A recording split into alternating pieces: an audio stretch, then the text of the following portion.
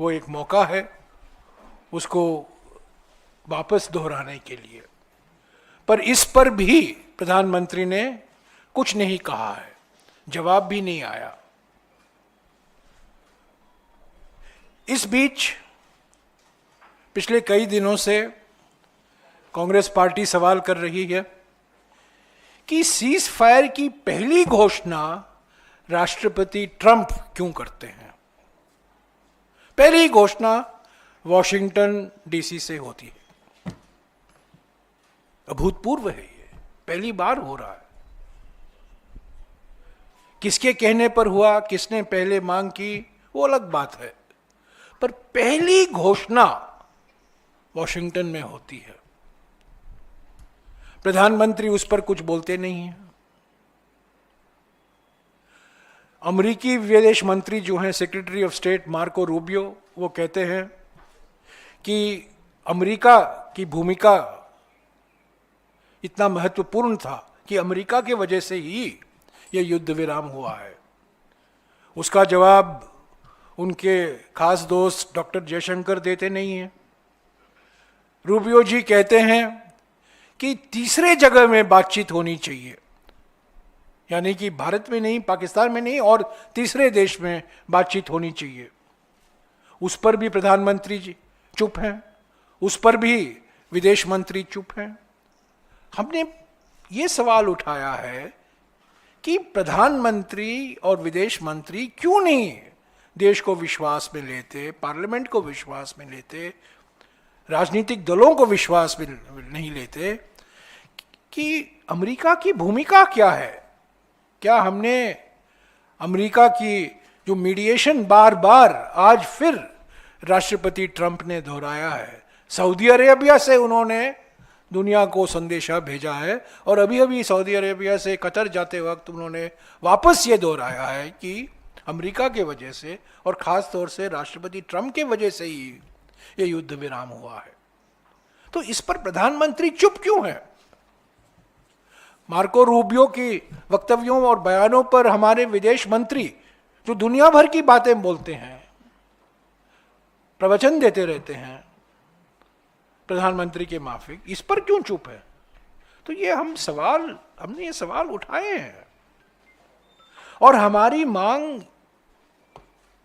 सीधी सी मांग है, प्रधानमंत्री की अध्यक्षता में सर्वदलीय बैठक बुलाया जाए, पार्लियामेंट का एक विशेष सत्र बुलाया जाए। मैं ये भी कहूंगा कि ऑपरेशन सिंदूर का राजनीतिकरण करना मैं समझता हूं गलत है। हमने सुरक्षा को लेकर कभी राजनीतिकरण नहीं किया है। अभी खबर आई है कि 25 तारीख को प्रधानमंत्री एनडीए के मुख्यमंत्रियों से मिल रहे हैं। क्यों नहीं देश के सारे मुख्यमंत्रियों से मिलते? क्या गलती की है? कर्नाटक के मुख्यमंत्री, पश्चिम बंगाल के मुख्यमंत्री, तमिलनाडु के मुख्यमंत्री, तेलंगाना के मुख्यमंत्री, हिमाचल के मुख्यमंत्री, क्या गलती किया इन्होंने? पंजाब के मुख्यमंत्री, जम्मू और कश्मीर के मुख्यमंत्री, ये तो मुख्यमंत्री हैं। सिर्फ एनडीए के मुख्यमंत्री को आप बुलाएंगे और उनसे आप बातचीत करेंगे? ये राजनीतिकरण नहीं है तो और क्या है? एक तरफ कांग्रेस अध्यक्ष और राहुल जी एकता और एकजुटता की बात कर रहे हैं, और दूसरी तरफ प्रधानमंत्री गंभीर सवाल पर चुप हैं, बोलते नहीं हैं, सर्वदलीय बैठक में आते नहीं हैं, खत का जवाब नहीं देते हैं, पार्लियामेंट का विशेष सत्र बुलाने के लिए तैयार नहीं हैं, और दूसरी तरफ एनडीए के मुख्यमंत्रियों से आप विशेष बैठक करवा रहे हैं, रैलियां करवा रहे हैं देश भर में। ये राजनीतिकरण नहीं है तो और क्या है? हम इसकी कड़ी से कड़ी निंदा करते हैं। ऐसा राजनीतिकरण हमने कभी नहीं देखा। असली सवालों पर चुप्पी और सुरक्षा को लेकर राजनीतिकरण। मैक्सिमम साइलेंस, असली मुद्दों पर मैक्सिमम साइलेंस और मैक्सिमम पॉलिटिसाइजेशन, और इससे और राजनीतिकरण नहीं हो सकता। तो इस पर आज कांग्रेस के वरिष्ठ नेताओं के बीच में करीब 23 लोग मौजूद थे, सीडब्ल्यूसी के सदस्य भी मौजूद थे। इस पर चर्चा हुई। इस प्रस्ताव के बारे में पवन जी आपको जानकारी देंगे, और जो एक दो इसके बाद जो कदम कांग्रेस पार्टी लेगी उसका भी ये जिक्र करेंगे। मैं आपको बता दूं, परसों दिन, आज 14 है, 16 तारीख को कल राहुल जी बिहार में रहेंगे सारा दिन। सामाजिक न्याय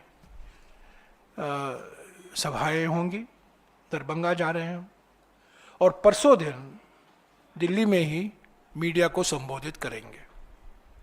आपको समय की जानकारी आपको दी जाएगी, पर परसों दिन जरूर राहुल जी इस मुद्दे को लेकर आपको विस्तार से बातचीत होगी आपके साथ। अभी मैं पवन से गुजारिश करूंगा कि इस प्रस्ताव के बारे में आपको जानकारी दें। पवन जी।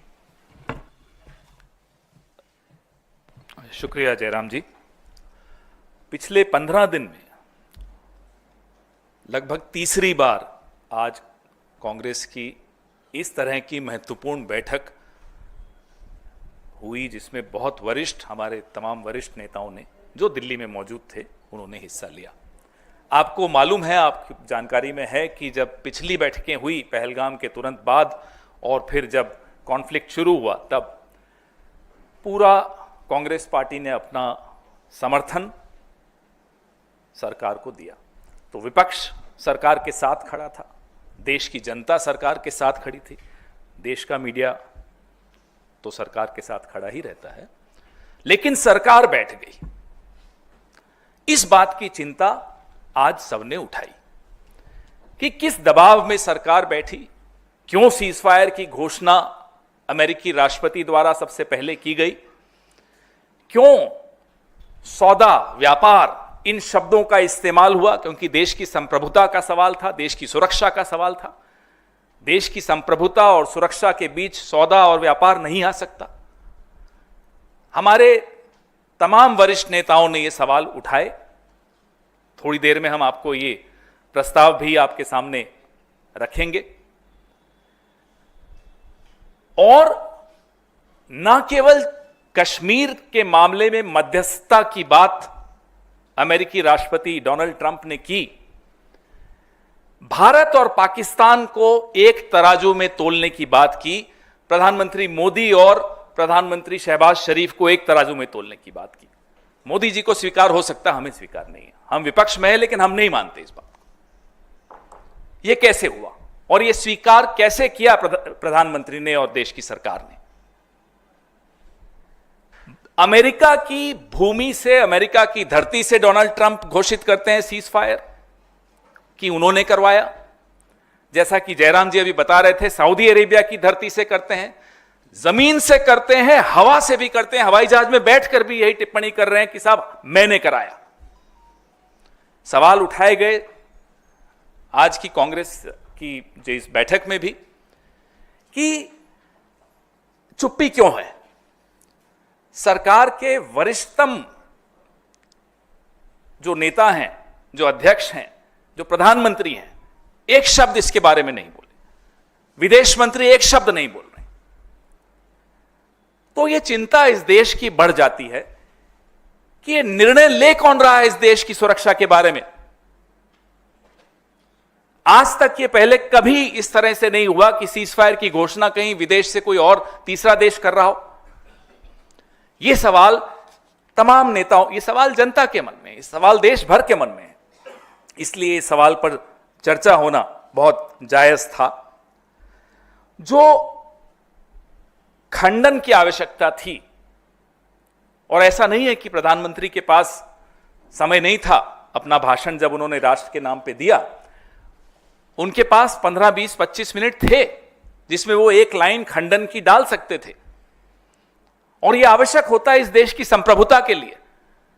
एक 75 साल का इतिहास आजाद स्वतंत्र भारत का, जिसमें अनेक सरकारें आई, कांग्रेस की थी, भाजपा की थी, जनता पार्टी थी, कभी किसी के राजकाल में ऐसा नहीं हुआ।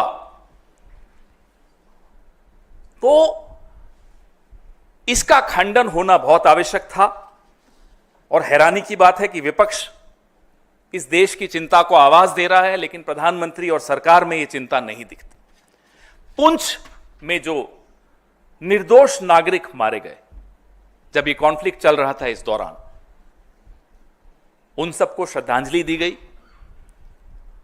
और एक बहुत महत्वपूर्ण सवाल उठा कि क्या पहलगाम आतंकी हमले के लिए जो जिम्मेदार आतंकवादी थे, हमने कोई शर्त रखी है?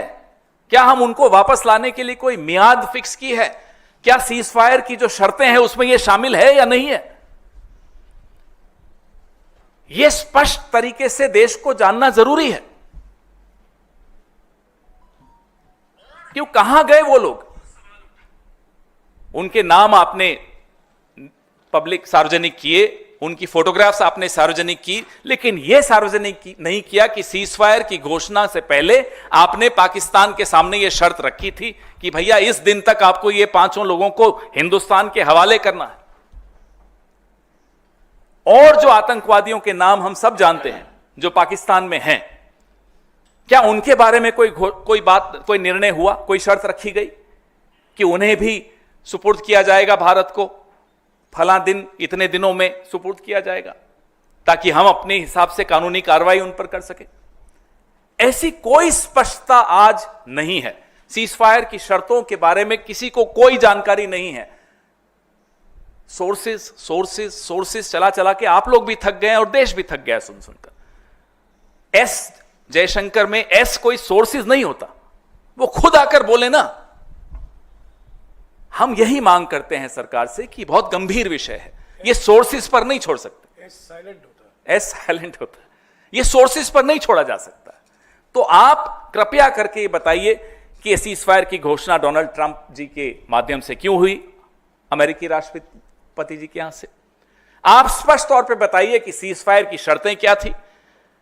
आप स्पष्ट तौर पे बताइए कि पहलगाम के आतंकवादी कब भारत को सौंपे जाएंगे, क्या ये सीज फायर की शर्तों में शामिल था? आप स्पष्ट तौर पे बताइए कि जो बाकी आतंकवादी हैं जिनके नाम पूरा विश्व जानता है और पूरा विश्व यह भी जानता है कि वो पाकिस्तान की शरण में हैं, क्या उन्हें भारत को सुपुर्द किया जाएगा? अगर किया जाएगा तो कब तक किया जाएगा? ये तमाम सवालों के जवाब आवश्यक थे। जयराम जी ने अभी कहा कि आने वाले दिनों के कदम, तो एक तो जयराम जी ने बताया कि परसों राहुल जी आपसे मुखातिब होंगे। दूसरा, पूरे देश में अलग अलग शहरों में जय हिंद रैलियां निकाली जाएंगी, जिसमें सभाएं होंगी, जिसके बारे में जयराम जी अभी आपको और भी बताएंगे कि इसका क्या कॉम्पोजिशन होगा। आने वाले दिनों में और स्पष्ट तौर पे हम आपको उसके बारे में सूचना देंगे। लेकिन मैं जयराम जी से आग्रह करता हूं कि जय हिंद सभाओं के विषय में भी आपसे कुछ स्पष्ट तौर पे बताएं। जैसा कि आप जानते हैं, अलग अलग राज्यों में कांग्रेस पार्टी संविधान बचाओ रैलियां कर रही हैं। 13 या 14 राज्यों में ये हो चुका है और सभी राज्यों में ये चल रहा है, संविधान बचाओ रैली। कल राहुल जी बिहार में होंगे। सामाजिक न्याय को लेकर, जाति जनगणना को लेकर जो सवाल और मुद्दे उन्होंने उठाए हैं, कांग्रेस अध्यक्ष ने उठाया है, कांग्रेस पार्टी ने उठाया है, उसको लेकर बिहार के अलग अलग शहरों में खास तौर से युवाओं के साथ राहुल जी की मुलाकात होगी और वो भी सामाजिक न्याय को भी लेकर भी रैलियां होंगी, सभाएं होंगी विभिन्न राज्यों में।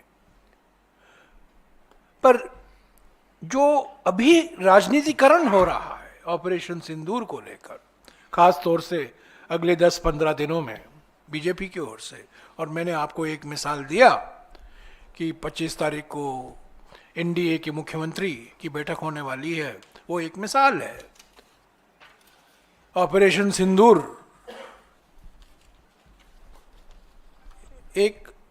सिंदूर किसी एक पार्टी का ब्रांड नहीं होता है, ये देश का ब्रांड है, जनता का ब्रांड है। ऑपरेशन सिंदूर पर किसी एक पार्टी का एकाधिकार नहीं है,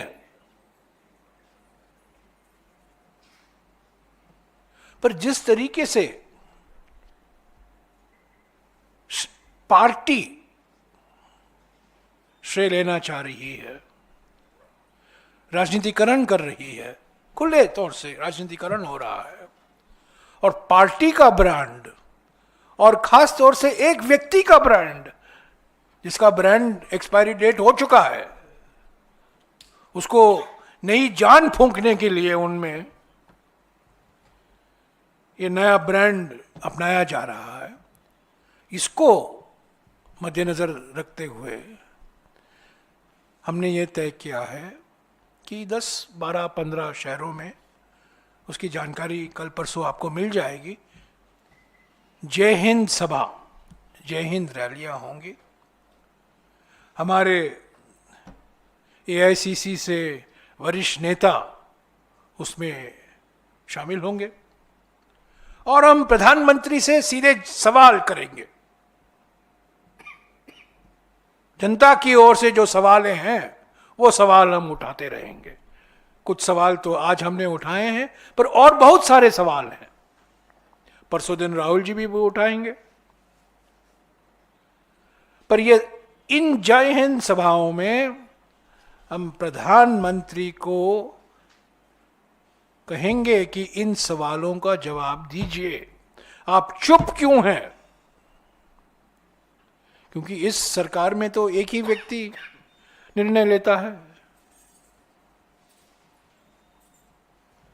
तो यही है मकसद इन रैलियों का, इन सभाओं का। मैं एक और बात कहूंगा, उसके बाद आपके सवाल का जवाब पवन जी और मैं हम देंगे। अगर आप अमेरिका की ओर से जो बयान आ रहे हैं, अलग अलग देशों में जो बयान दिए हैं, जो अंतर्राष्ट्रीय मीडिया में चर्चा चल रही है, कश्मीर कश्मीर कश्मीर कश्मीर, आतंकवाद को लेकर उसका कोई जिक्र नहीं हो रहा है।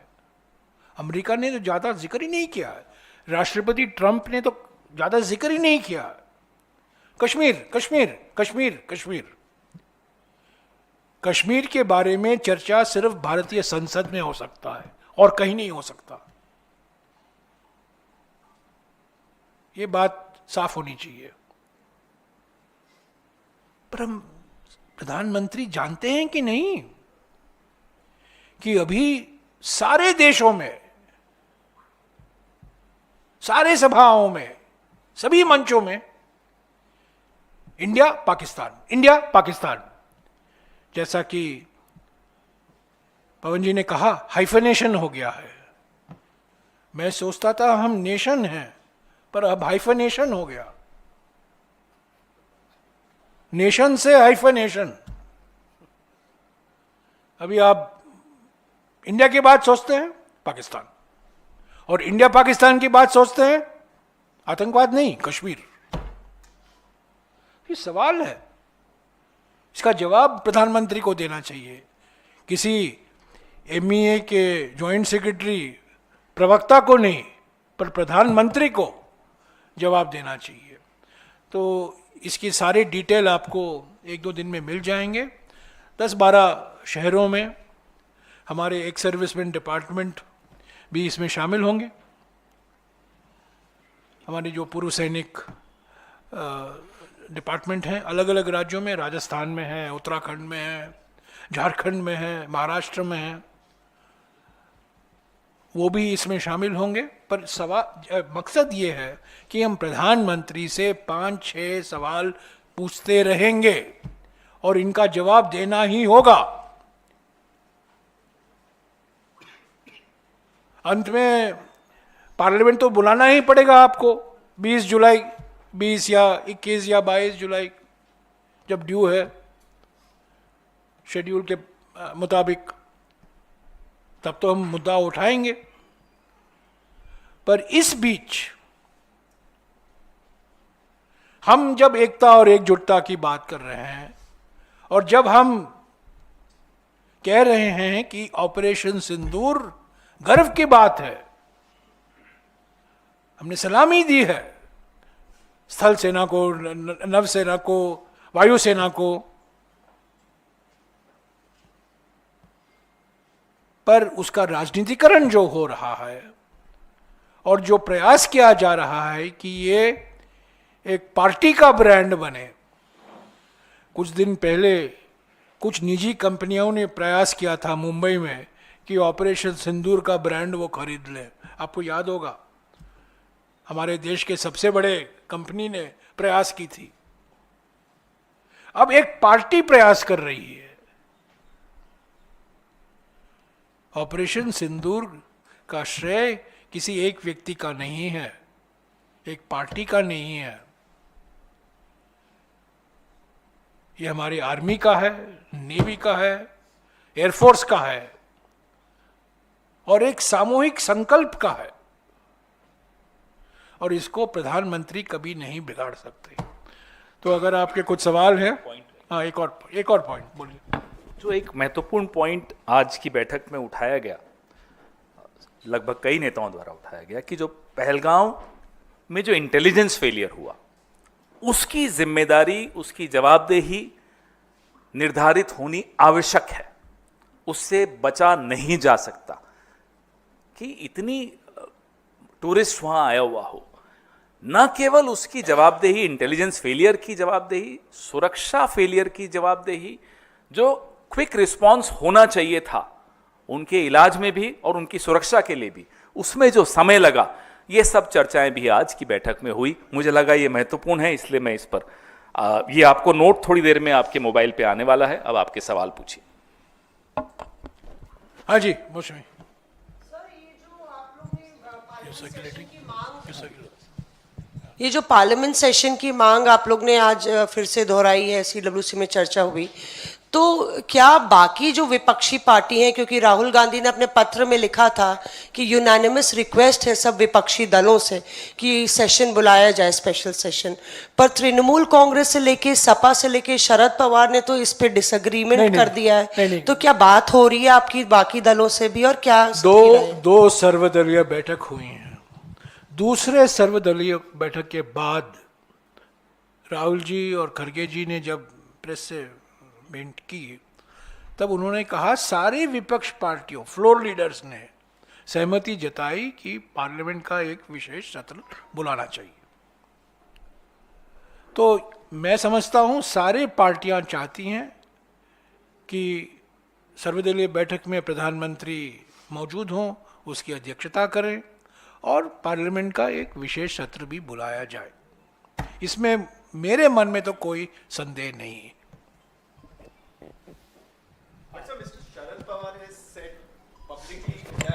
We are discussing what the CWC and the senior leaders of the Congress discussed today. So let's not divert it from that. Sir, के मामले पे आप लोगों ने कहा कि जो पहलगाम में घटना हो गई उसमें जो आतंकी शामिल थे उसके बारे में पता लगना चाहिए कि उसकी स्थिति क्या है। भूपेश बघेल साहब ने प्रेस कॉन्फ्रेंस की थी और कहा था कि पहलगाम में जो आतंकी शामिल थे उनके बारे में अभी तक कोई जानकारी नहीं मिली कि वो मारे गए या गिरफ्तार हुए, तो ऑपरेशन सिंदूर सफल कैसे हो सकता है? बात ऑपरेशन की नहीं हम कर रहे हैं अभी। हम पहलगांव जहां से ये सब शुरू हुआ, बड़े बड़े दावे आपने सुने, लगातार सुन रहे हैं गृह मंत्री द्वारा, प्रधानमंत्री द्वारा, कि साहब सब कुछ ठीक हो गया। अगर सब कुछ ठीक हो गया तो पहलगाम कैसे हुआ? एक सवाल। दूसरा सवाल, पहलगाम में जब गोलियां चलाई जा रही थी निर्दोष सैलानियों पर, उसका रिस्पांस टाइम कितना कमजोर था वो भी आपके सामने आ गया। सरकार का कोई सुरक्षा वहां नहीं थी टूरिस्ट के लिए। रिस्पांस तो तीन मुद्दे हैं, इंटेलिजेंस फेलियर, क्विक रिस्पांस का फेलियर और सुरक्षा का फेलियर। तो ये तीनों मुद्दे बहुत महत्वपूर्ण हैं, क्योंकि जब तक अकाउंटेबिलिटी आप फिक्स नहीं करेंगे तब तक जवाब नहीं मिलेंगे। फिर अगला मुद्दा आता है पहलगाम के आतंकियों का मुद्दा। तो आज की बैठक में यह चर्चा हुई कि वो 5 आतंकी जिनका नाम और फोटो सरकार ने जारी किए थे, उनके बारे में सीज फायर में कोई बात हुई या नहीं हुई, कोई शर्त हमने रखी या नहीं रखी, वो कब तक भारत को सुपुर्द किए जाएंगे ताकि वो हमारे यहां के कानून के हिसाब से उन पर कार्रवाई की जा सके। मैं आपको इतिहास से कुछ जानकारी देना चाहता हूं। चीन का आक्रमण हमारे देश पर 20 अक्टूबर 1962 को शुरू हुआ। क्रोनोलॉजी समझिए, 20 अक्टूबर 1962 को चीन का आक्रमण शुरू होता है भारत पर। 22 या 23 अक्टूबर, मेरे ख्याल में 22 हो सकता है, 23, 3 सांसद प्रधानमंत्री जवाहरलाल नेहरू जी से मिलते हैं। एचवी कामत, प्रजा सोशलिस्ट पार्टी के नेता, हेम बरुआ, प्रजा सोशलिस्ट पार्टी के नेता, और जनसंघ के एक युवा नेता, पहली बार जो सांसद बने थे, अटल बिहारी वाजपेयी, और प्रधानमंत्री से मांग करते हैं पार्लियामेंट का सत्र फौरन बुलाइए। 22 अक्टूबर चीन का आक्रमण हुआ, उसकी शुरुआत 20 अक्टूबर को होता है। पार्लियामेंट बुलाया जाता है 8 नवंबर को। याद रखिए, इतिहास गवाह है, इसके सारे रिकॉर्ड हैं। एचवी कामत मिले, हेम बरुआ मिले, अटल बिहारी वाजपेयी ने मांग की। एक सांसद ने प्रधानमंत्री को खत लिखा, पार्लियामेंट की सेशन बुलाइए पर गुप्त सेशन हो। यह भी मजेदार की बात, गुप्त सेशन एक सांसद ने पूछा। ये सब पार्लियामेंट के रिकॉर्ड में है, आप देख सकते हैं, पढ़ सकते हैं। सीक्रेट सेशन ऑफ पार्लियामेंट बुलाया जाए। प्रधानमंत्री ने जवाब दिया, इसमें कोई सीक्रेट बात नहीं है, देश से जुड़े हुए मुद्दे हैं, देश को अधिकार है जानने के लिए, और यह सेशन गुप्त सेशन नहीं था, ये नॉर्मल सेशन था। और 8 नवंबर 1962 को लोकसभा और राज्यसभा बुलाया जाता है। यह है लोकतंत्र, यह है संसदीय परंपरा जो इस प्रधानमंत्री ने खत्म कर दिया है, और सर्वदलीय बैठक में भी नहीं आते हैं। ये थी हमारी मांग, तो यही है जो आपने सवाल किया। पार्लियामेंट में ऑपरेशन सिंदूर पर तो चर्चा नहीं होगी, पहलगाम पर आतंकवादी हमले कैसे हुए, क्यों हुए, और जो सीजफायर हुआ, क्यों कैसे सीजफायर हुआ, अमेरिका की क्या भूमिका थी, आपने आईएमएफ में पाकिस्तान के खिलाफ वोट क्यों नहीं दिया। ऑपरेशन सिंदूर पर थोड़ी सवाल उठाए जाएंगे। सब सारे राजनीतिक पार्टी और दल और सांसद जिम्मेदार व्यक्ति होते हैं, वो जानते हैं जिस मुद्दे को उठाना चाहिए और जिन मुद्दे पर मौन रहना चाहिए। कुछ ऐसे मुद्दे होते हैं। मैं एक और उदाहरण देता हूं। कारगिल युद्ध के बाद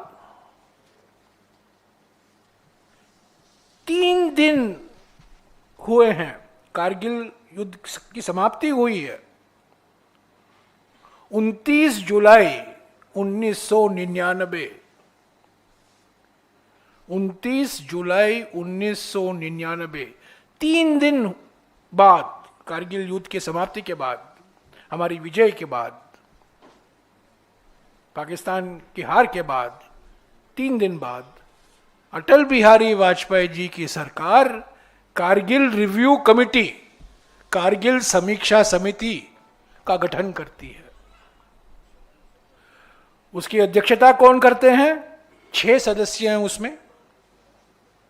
तब के राष्ट्रीय सुरक्षा सलाहकार ब्रिजेश मिश्रा भी उसके साथ जुड़े हुए थे। उसकी अध्यक्षता, उसकी चेयरमैन के सुब्रमण्यम है, हमारे देश के सबसे जाने माने रक्षा मामलों में विशेषज्ञ, जिनके सुपुत्र आज हमारे विदेश मंत्री हैं। के सुब्रमण्यम ने कारगिल रिव्यू समिति की अध्यक्षता की 29 जुलाई 1999। 23 फरवरी 2000 को कारगिल रिव्यू समिति की रिपोर्ट पार्लियामेंट में सौंपी जाती है, पेश की जाती है, उस पर चर्चा होता है। आप बोल रहे हैं क्या चर्चा होगी, क्यों संसद बुलाना चाहिए? 23 फरवरी 2000 को कारगिल समीक्षा समिति की रिपोर्ट पर चर्चा होती है। कुछ ऐसी बातें हैं उस रिपोर्ट से निकाला गया है, वास्तविक है और निकाला भी जाना चाहिए। बड़े संवेदनशील मामले होते हैं देश के हित में, सुरक्षा को लेकर, सेना की कार्रवाई को लेकर, वो निकाले गए थे। पर कारगिल समिति पर बहस हुई। ये प्रधानमंत्री क्या करते हैं? 5 साल हो गए, चीन पर एक बार चर्चा नहीं होने दिया इन्होंने। 5 साल के बाद, 5 साल हो गए हैं, एक बार भी इन्होंने चीन पर, चीन शब्द आया किसी सवाल में या किसी चर्चा में, उसको रिकॉर्ड से हटाया जाता है। और 19 जून 2020 को ये प्रधानमंत्री चीन को क्लीन चिट देते हैं। आपने सब देखा है, इसकी वीडियो है। न कोई वहां आया है, न कोई हमारे जमीन पर बैठा हुआ है। ये क्लीन चिट देने वाले प्रधानमंत्री, चीन को इन्होंने क्लीन चिट दिया। तो प्रधानमंत्री से बहुत सारे सवाल करने की जरूरत है और ये जय हिंद सभाओं में हम ये सवाल करके ही रहेंगे। जयराम इसमें एक चीज इसमें जरूरी है, जो अभी जयराम जी ने इतिहास का उदाहरण दिया अटल जी का। इस सत्र से पहले जो विशेष सत्र नेहरू जी ने बुलाया था, पार्लियामेंट स्ट्रीट थाने के बाहर भारी प्रोटेस्ट किया, भारत सरकार के खिलाफ भारत के विपक्ष ने किया। किसी भारत सरकार के मंत्री ने उस वक्त के विपक्ष को यह नहीं कहा कि आप देश विरोधी हो, उनका प्रदर्शन होने दिया। हम तो अब ये सवाल जो पूछ रहे हैं, कॉन्फ्लिक्ट खत्म होने के बाद पूछ रहे हैं। तो ये जो इनकी आदत है कि साहब आप देशद्रोही हो, इन्हें समझाइए, इन्हें इतिहास बताइए कि अटल जी ने प्रदर्शन किया बीच युद्ध के और नेहरू जी ने प्रदर्शन होने दिया, और उसके बाद जैसा कि जयराम जी बता रहे थे, विशेष सत्र की मांग तुरंत स्वीकार की। हमने कभी नहीं कहा कि अटल जी आप राष्ट्र विरोधी हो, कभी नहीं कहा। पवन सर, आपने कहा कि इंटेलिजेंस फेलियर रहा, पूरी घटना हो चुकी है। अब आप किसको जिम्मेदार मानते हो? क्या कांग्रेस पार्टी सामने आकर, सड़कों पे आकर जिम्मेदार व्यक्ति का इस्तीफा मांगेगी? दूसरा सर, बॉयकॉट का एक ट्रेंड चल रहा है, 2 देशों को खासतौर पर उनकी चीज़ों को वहाँ जाना आना, उन पर बॉयकॉट, क्या कांग्रेस पार्टी उसका समर्थन करती है? पहले सवाल का जवाब मैं दूंगा, दूसरे का मेरे वरिष्ठ साथी देंगे। जो आपने कहा कि सड़क पर, तो जैसा जयराम जी ने आपको बताया कि जय हिंद सभा का मकसद ही ये है कि ये तमाम मुद्दे उठाए जाएंगे, ये तमाम सवाल उठाए जाएंगे। आपने कहा कौन जिम्मेदार है? क्या आपको नहीं मालूम या इस देश को नहीं मालूम कि इस देश का गृह मंत्री कौन है, जिसके अंडर सिक्योरिटी आती है जम्मू एंड कश्मीर की? ये सबको मालूम है। लेकिन जैसा जयराम जी अभी कह रहे थे, वो मजाक में नहीं था, बहुत गंभीरता से कह रहे थे कि इस देश में, इस सरकार में सिर्फ एक आदमी की चलती है। तो जब सवाल उठाए जाएंगे, जब जवाबदेही फिक्स होगी, आप खुद तय कर लीजिए किस किस की होगी।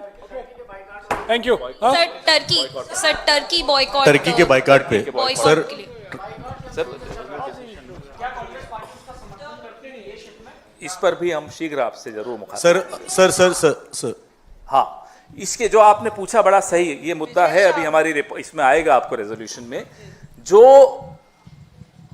हमारे देश की एक बहादुर महिला जो सेना में है, उनके खिलाफ टिप्पणी भारतीय जनता पार्टी के एक वरिष्ठ नेता ने की, विजय शाह आपने नाम लिया, मंत्री हैं, और 24 घंटे से ऊपर हो गए, कांग्रेस पार्टी ने मांग भी की कि तुरंत इनका इस्तीफा होना चाहिए, तुरंत इन पर एक्शन लिया जाना चाहिए।